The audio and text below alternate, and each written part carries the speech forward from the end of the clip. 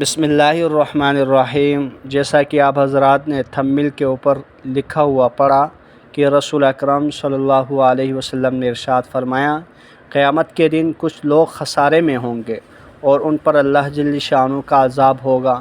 تو وہ لوگ کون سے ہیں؟ احادیث مبارکہ کی روشنی میں پڑھیں گے تو اللہ جل شانہ ہم سب کو صحیح سمجھنے کی، اس پر عمل کرنے کی توفیق عطا فرمائیں۔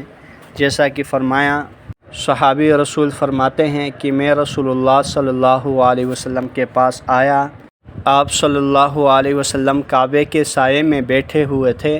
آپ صلی اللہ علیہ وسلم نے مجھے آتے دیکھا تو فرمایا، رب کعبے کی قسم، قیامت کے دن یہی لوگ خسارے میں ہوں گے۔ میں نے اپنے جی میں کہا، شاید کوئی چیز میرے بارے میں نازل کی گئی ہو۔ میں نے عرض کیا، کون لوگ؟ میرے ماں باپ آپ پر قربان ہو۔ تو رسول اللہ صلی اللہ علیہ وسلم نے فرمایا، یہی لوگ جو بہت مال والے ہیں، سوائے اس کے ان لوگوں کے جو ایسا کرے۔